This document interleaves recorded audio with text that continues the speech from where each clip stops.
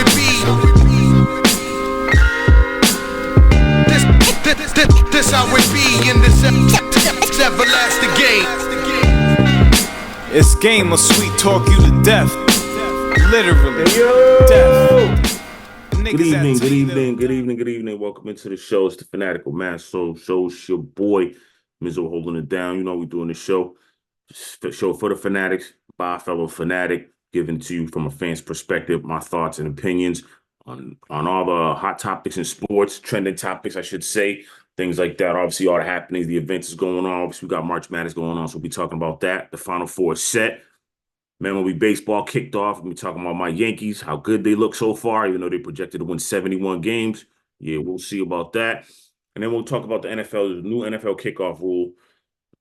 Do I like it? You know what I mean? Obviously, give me your thoughts if you like it as well. So, yeah, stick and stay for all of that. Let me get into our sponsor before we start the show, though. If you're looking to get a plate, hit up Timothy Brunfield. Big Belly Barbecue is his company. He specializes in fried lobster tail, lobster mac and cheese, baked macaroni and cheese, Cajun wings, and he caters. He does all that. Right now, he's in Worcester State for the semester every Thursday. Go check him out. So get you some lunch from him. You won't be satisfied. And if you're looking to get some clothes, hit up my man C's Black, Young Fly Forever, Young_Fly_Forever 508 on Instagram, www.youngflyforever.com.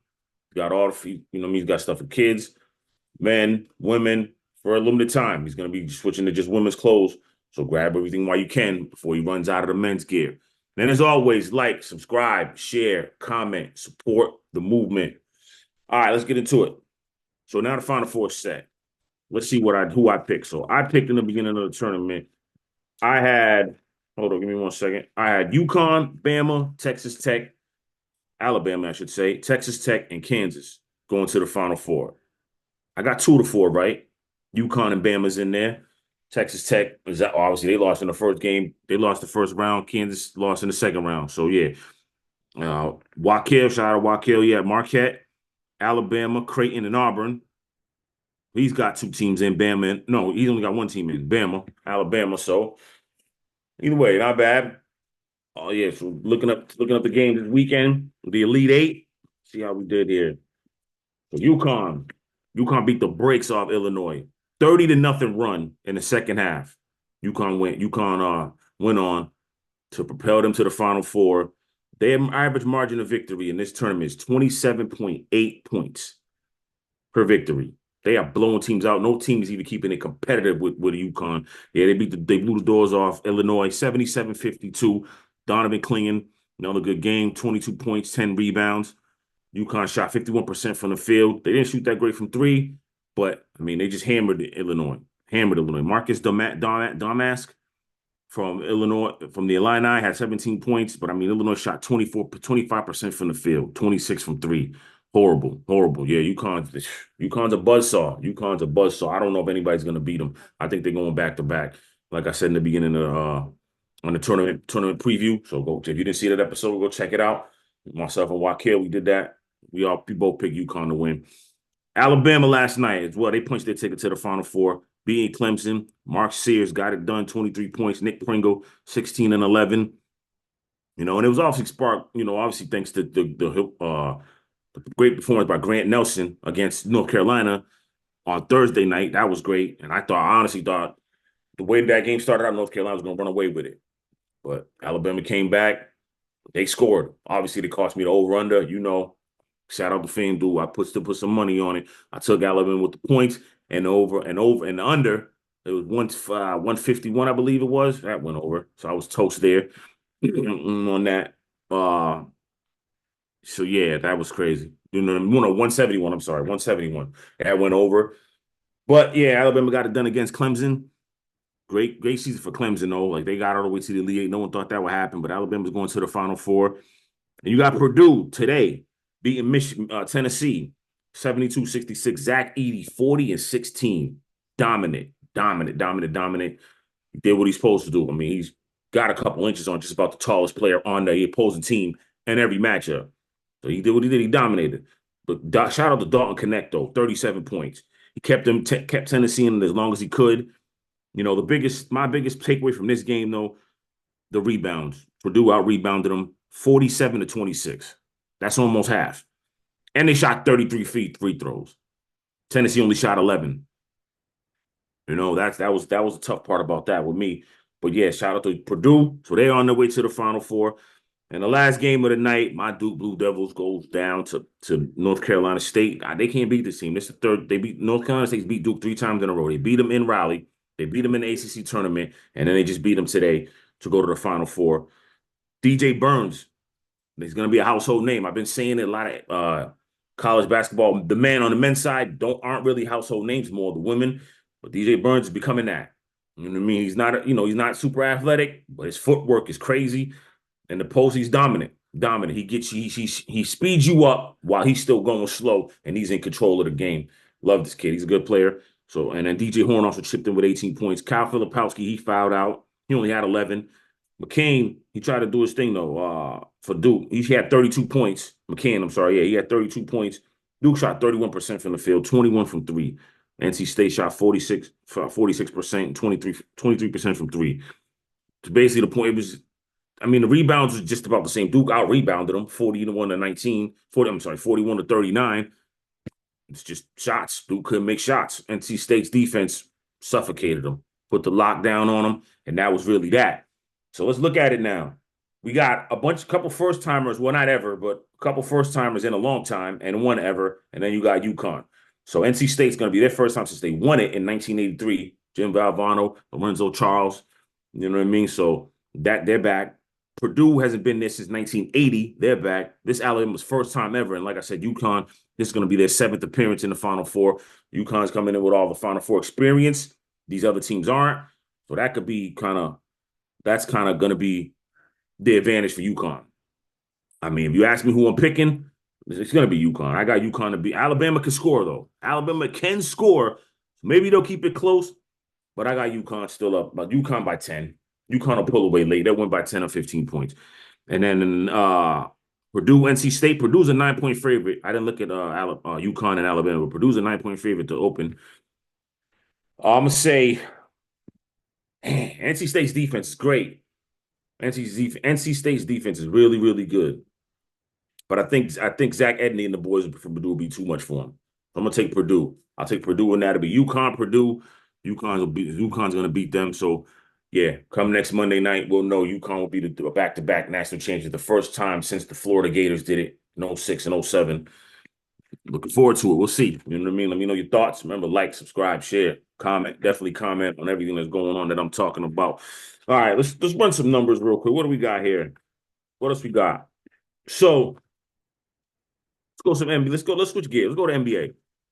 Looking at some scoring here. Who do we got? So, the leaders we got in scoring. Luka's leading the league in scoring, 33-8. Giannis, so top five is Luka, 33-8, 33.8 points. Giannis, 30 points, basically 31. Shai Gilgeous-Alexander averaging 30. Jalen Brunson averaging 28, and KD averaging 27. That's the top 5. Rebounds is Domantas Sabonis, 13. Rudy Gobert, 13. Domantas Sabonis averaging about 14, 13.6. I mean, 14 rebounds. Gobert, 13. AD, 13. Joker, Nikola Jokic, 12. And Jalen Duren, 12. Assists, Tyrese Halliburton with 11. Luka, about 10. Jokic, about 9. James Harden, 8. And Domantas Sabonis, 8.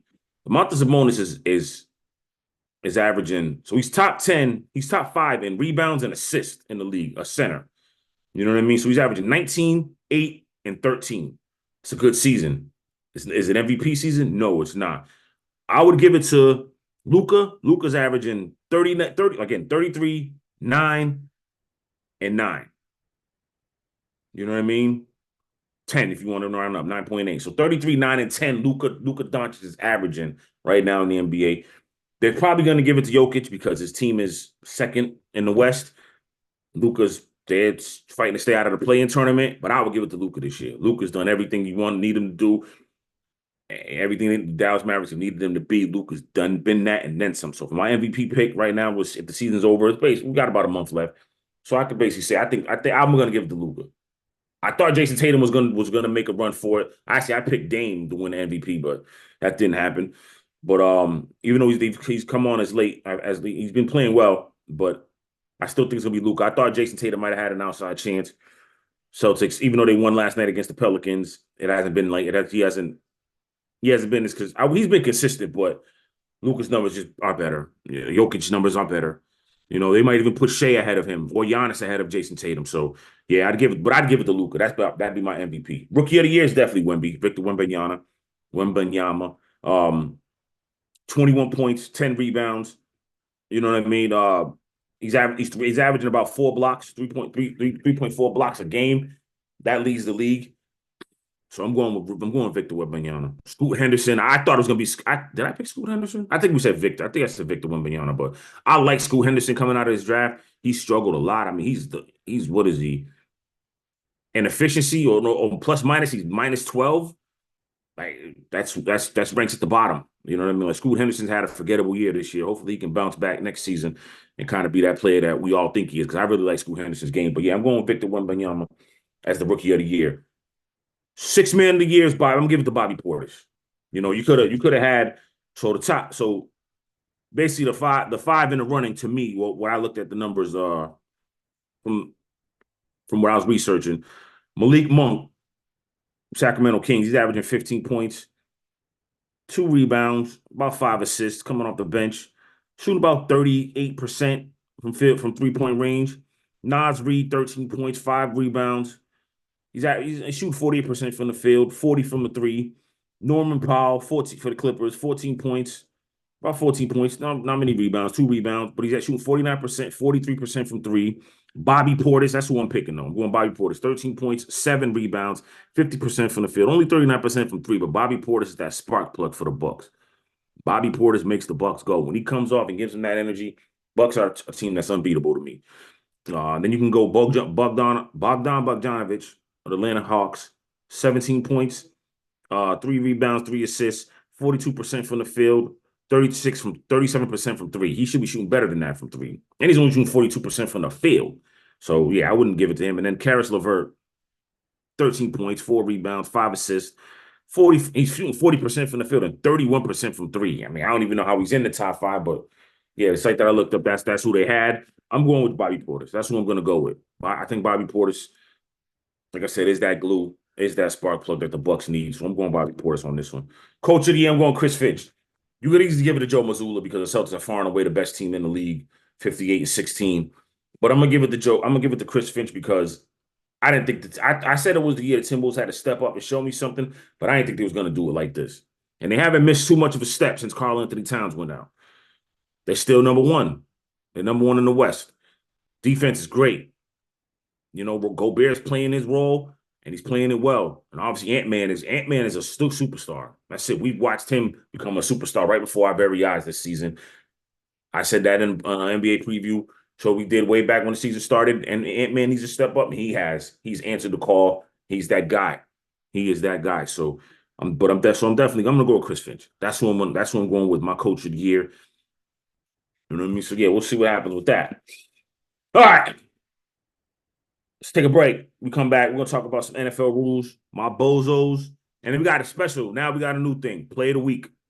Plays of the week. We got that coming up for you. All that and more. Remember, like, subscribe, share, comment, support. Your boy Mizzo right back after this Fanatical Massholes.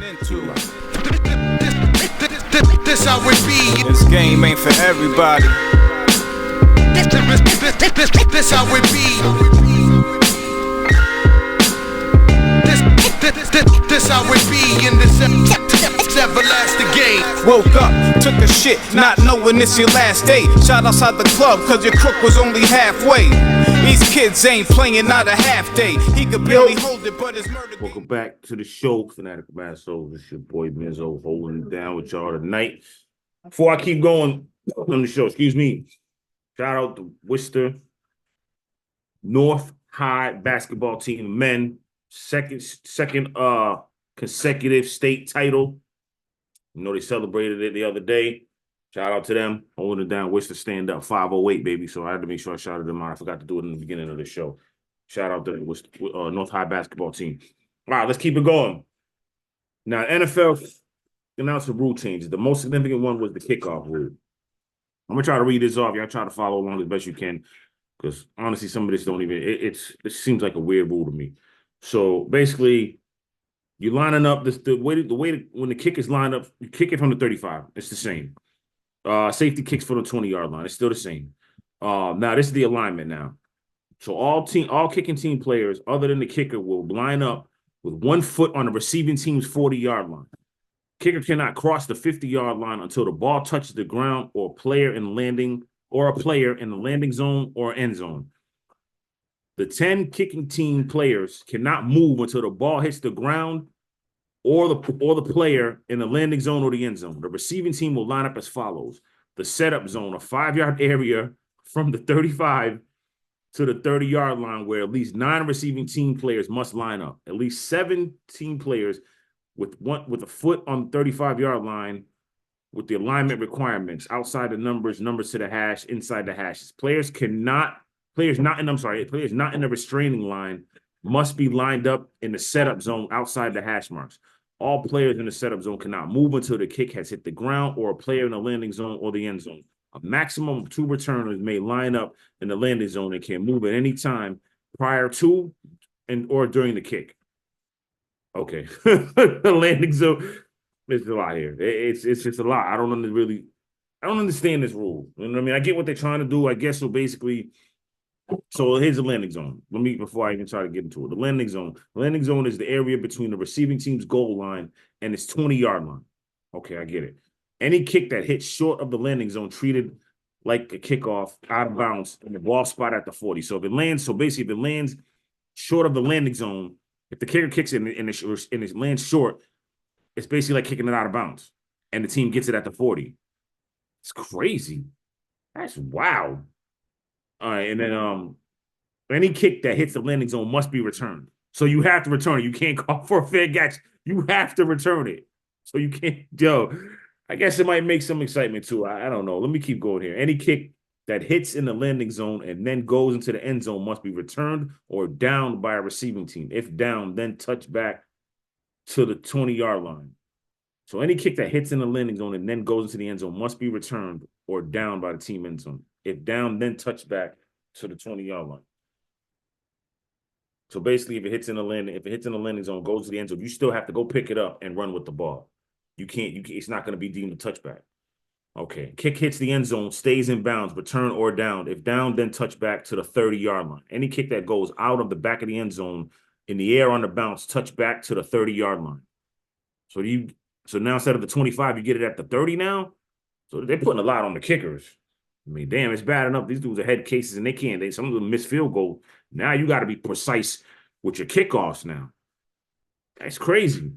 Hold up, there's some other stuff here. This is called miscellaneous. No fair catch or signal is allowed. Officials will blow the play dead. If conditions cause, whatever. Anyway, something about falling off the sea. I ain't worried about that. Onside kick. The fourth quarter begins. The team trailing has the opportunity to declare an onside kick to the officials. Current onside kickoff rules would apply. If kick goes beyond the setup zone untouched, kicking team penalized, and the return team would start the drive at the 20-yard line. Yeah, this whole thing is crazy. I want to see what it does when it's in action. They say it's supposed to kind of make kickoffs fun because now there's not going to be too many more. There's not going to be a lot of fair catches.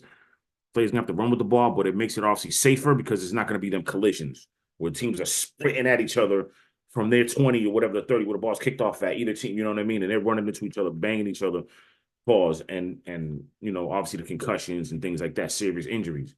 So it's less of the fast miles per hour speed collisions, but more returns is basically what I'm getting from this.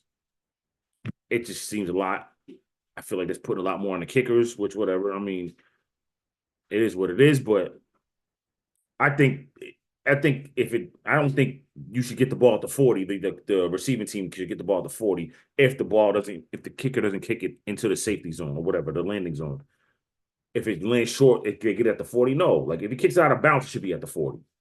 That should be it. Like I don't understand why that had to change. I don't know. I don't really get the rule, but we'll see. We'll see how it is once they play it out during the season. But so far, I don't know if I'm really a fan of it. I believe they did it in the XFL. I don't see any difference. I don't think it made the game better. I don't know. So anyway, all right, let's keep moving. Sticking with the NFL. I just want to talk about this real quick because they had the win projections for every NFL team. Let me pull this story up. Just 1 minute here, y'all. All right, so shout out to CBS. So CBSSports.com, they wrote so the projected wins for each NFL team. I'm not gonna go through every NFL team, but let's see here. Some notables. I mean, they got the Ravens winning 11 and a half games. That's the win total. Bills 10 and a half. Bears 8.5, even though with all the offensive weapons they've added, the team, the defense, the players that they've added, that's crazy. I think they could get over that, especially if they get Caleb Williams, and yeah, I would say over 8.5. Bengals still 10 and a half. I'd say under. Cowboys still 10 and a half. I would say that's under. The Lions 10 and a half. All right, around there. Packers 9 and a half. Colts 8.5. Jaguars only 8.5. That's crazy. The Chiefs 11 and a half. And I see around 11, maybe 10. I don't know. I gotta see what else who did they get? Well, yeah, Hollywood Brown. Yeah, but I don't know about 11 and a half. Maybe around 11. Chargers 8.5. I can see that. Rams probably more than 8.5. You see Dolphins 9.5. I don't see that. Vikings 6.5. I'd say maybe lower. Patriots 5.5. Yo, that's crazy. 5.5 wins for the Patriots. The Saints 7.5. Giants 6.5. I think that's gonna go over. The Jets 9.5. Could go over because I like what they did trading for Hassan Reddick. So Jets putting something together there. And they got Mike Williams too. Jets putting something together. I think the Jets could be about 9.5, 10 wins. Eagles 10.5. Definitely see that. That's definite. 49ers 12, 11.5. I don't know. I think they take a step back. I don't know. But obviously, last but not least, my Commanders 6.5 wins. Man, get out of here, man. It's crazy. All the pieces that we picked up, the players, I should say, let's be respectful, that they picked up this offseason. Come on, Austin Eckler's. Come on now, like, it's crazy. From the defensive guys that they got, Dorrance Armstrong and all that. No. We're gonna win more than 6.5 games, especially if we go get the quarterback that I hope they get. Either it's Jaden Daniels. I mean, I'm cool with Drake May. I'm not going with JJ McCarthy though. I'm not falling for that. Commanders. Don't try to sell us on that. Don't be dumb. I'm not gonna say dumb. Don't get cute here. I'm saying pause. Do the right thing. Jaden Daniels, Drake May. Cool with either one. You know what I'm saying? Like, I'm cool with either one. If you ask me who I'd rather, I'd rather Jaden Daniels. Because, you got to build that lineup and he can scramble, he can get away. I'm not saying Drake May can't, but I'd rather Jaden Daniels. Definitely got to build that O-line, though. But yeah, 6.5 wins is crazy. That's ludicrous. They saying no 6.5 wins. Also, Tennessee Titans. I don't think they're gonna win 6.5 games either. I think they might win more than that. They got sneaky good. Steelers only got 7.5 wins that they predicting. That's crazy. This whole thing is crazy, man. Whoever made this up is wow. But yeah, we'll see what happens with that. But yeah, definitely not on 6.5 wins for my Commanders. Ain't no way. We're going over that. That's for sure. We're going over for that. All righty. What we got here? Let's get to some bozos. So, yeah, should we do bozos? Yeah, let's go bozos. So one of my bozos is the refs that called the Notre Dame women's basketball game against Oregon State. And they made Hannah Hidalgo, outstanding freshman, take out her nose ring. Mind you, she's played with her nose ring all season. Pause. I don't mean to say it like that. She played with that nose ring in that piercing in there the whole season, and they made her take it out now. Like she said it stopped her momentum. It stopped her flow. I'm tending to agree with her. I'm not saying that's the sole reason why they lost, but still, like, why now? Would you take that out? Why now all of a sudden? Man, come on, man. Like, sometimes these refs overthink things, man. They want to be too much a part of the game to me. Even if it is a rule, it wasn't enforced the whole damn season. Why do you do it now in March Madness tournament? Shot at this is the Elite Eight to go to play South Carolina in the next game in the Elite Eight. Nah, Nope. No. And then my next bozo was Draymond Green. Again, this dude, I don't know if he just. I think he's gonna retire. I don't even know if he's gonna play for another team. I always thought he wanted to go play with LeBron. You know what I mean? Because he loves him some LeBron. But I think he's just gonna retire. I don't think he wants to play basketball anymore. The way he's out there acting, he's getting ejected 4 minutes into the game. You see Steph visibly emotional, like, yo, bro, what's up, man? Like, what you on, brother? What is you on right now? I don't know what's up, man. I don't know what type of time Draymond Green is on, but he's not on the basketball time. I don't think he wants to play basketball anymore. I think he might be getting ready to shut it down. 4 championships, he's going into the Hall of Fame. Because who's going to pick him up? Now, again, he still got some years. I think he's still got a couple years left on his contract, if I'm not mistaken. So I don't know who would trade for him. Like, the Warriors might have to just say, you know what, man, go home. That's it. Just go home. Let that be done and over with. This iteration of the Warriors is over. I think Steph knows it. The Warriors know it. You know, Clay's probably gonna be gone. Fine, you gotta get Draymond Green out of there and rebuild around Steph. Steph still got a good 3-4 years left in him. You know what I mean? But you gotta put the right pieces around him. You know, you gotta put the pieces around Steph, man. It's crazy. But Draymond Green's a bozo. Like, this dude just doesn't get it. You know what I mean? Like, come on, man. You got a target on your back already because of all the things that you've done. Again, I'm not saying it's right or it's wrong. It's just what's been happening, what you've done. And you argue with the refs 4 minutes into the game and get ejected. Hey, you see him the other night, Grant Williams. He got the ball like this and he kicked his leg up, almost kicked the man in the groin. Like, yo, bro, what you doing? Man, Draymond's crazy. Draymond is crazy. I don't even say it like that. Draymond he's out of pocket. He's out of pocket. You know what I'm saying? Like, get it together, man. You are a bozo. Get it together. All right. We got here. Let's talk about some there. And my Yankees. Baseball. My Yankees doing anything. My storylines. Yamamoto, he bounced back. He had a 45. His ERA was 45 coming off that first game against the Padres when he pitched. And he gave up like 8 runs in the first inning. 5 runs in the first inning. Bounced back. Didn't give up any runs his last start. 5 innings, 2 hits, 5 Ks. You know, didn't get the win, but still, it was great. Brought his ERA all the way down to 7.5. He's going to get better. I think he'll get better. I think he's going to be worth the money. I mean, I definitely think his game's going to translate to the major leagues. I wish the Yankees got him. I mean, I wish the Yankees would have spent a little bit more money. I think he wanted either more years or more money. The Yankees wouldn't give it to him. I would have did one of you. I don't care whatever he needed. I would have tried to get him. The Yankees should have tried a lot harder to get him, especially knowing look what happened with Cole. And DJ LeMahieu now, DJ LeMahieu. I'll get to the good news. Let's get to the bad news with the Yankees. DJ LeMahieu's hurt, fracturing his foot. Who knows how long he's out? So they need a third baseman. And then you get, but a man had a spectacular play. I think his name was Brito. No, Bird. Let me pull up. Let me see. I can pull them on right now for you. Hold on 1 second. Yep, Birdie. I'm sorry. Sorry about that. Birdie.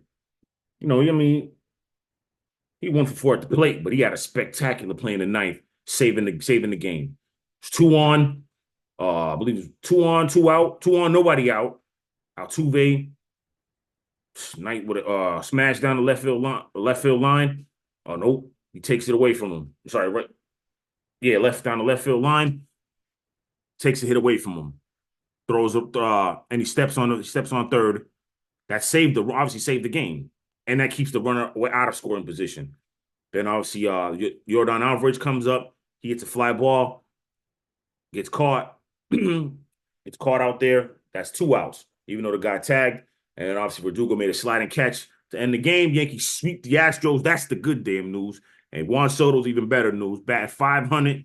Got a home run, 3 RBI, 6 hits. The man is, and he makes bats. He extends the bat, obviously the at-bats. He doesn't give away at-bats, I should say. And the man he just takes what the pitcher gives him.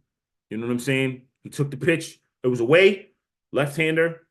Right-hander, sorry. Righty. Threw it away. He just took it. Sent it into left field.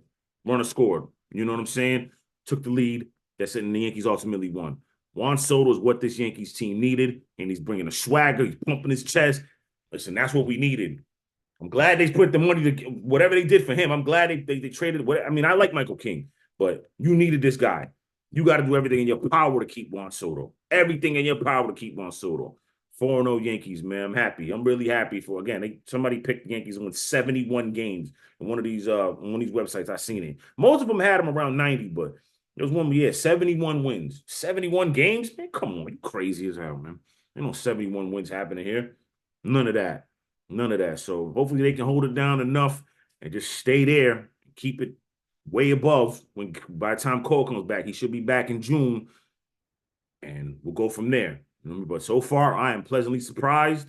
I hate to say it like that. I'm a Yankee fan. I'm a die Yankee fan. I always think they're going to win the World Series, but this shit was a little dicey. You know what I mean? Especially against the Astros. That's the nemesis. Again, it won't matter until October, but good start. 4-game sweep in Houston. I like it. I like it a lot.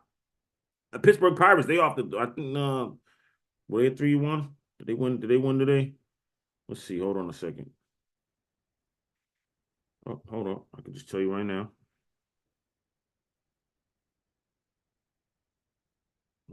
1 second. Yep, so the Pirates are 4-0. Beat the Marlins, swept the Marlins in Miami. And then who we got? The Guardians, Cleveland Guardians. I think they lost. They lost in a walk-off. Walked the guy with the base loaded. So they lost to the Angels, to the Oakland Athletics. But they're 3-1. So I'm pleasantly surprised. Good job for them. D-backs are 3-1. Sox 2-2. Padres put up 13 runs on the Giants. Damn, 13 runs. 3-3 Padres. Yeah, I'm mostly excited about the Yankees, though, baby. 4-0. Let's go. All right, my new segment now is Play of the Week. I'm going to post. You will see it on the video. Play of the Week. You'll see the clip, I should say. There's a man, he's in the gym. I don't know if it's intramural or something like that, but he throws a bounce pass. It goes up high. He goes and gets it. And yams it on dude. Ugly. That's ugly. He caught a body and a half. Most dudes will say, yo, man, we fighting when you get dunked on like that. It was crazy. And the way he did it, too, it's like he bounced the ball up high, and he just caught it midair. Where he did it from was like near the free throw line. You thought, like, where's this ball going? And he just caught it and jammed on him. Ooh, hold that. You'll see the video. It was great. That's my play of the week. That's the new segment we debuted on this show. It's going to be on there every week. So look out for that. Look out. Thank you so much for supporting the Fanatical Massholes show. Y'all been great. Keep supporting me. Keep rocking. We're going to get better and better at this thing. I'd like to thank everybody for joining me tonight. I already just said that, but I'm going to say it again. I'd like to thank you for joining me tonight. Shout out again my sponsors, Big Belly Barbecue, Young Fly Forever. Listen, like, subscribe, share, comment, support. Y'all have a great week. It's been it's your boy Mizzo. We'll talk to y'all. Peace. This how it be. This game ain't for everybody. This how it be. This how it be in this everlasting game. Woke up, took a shit.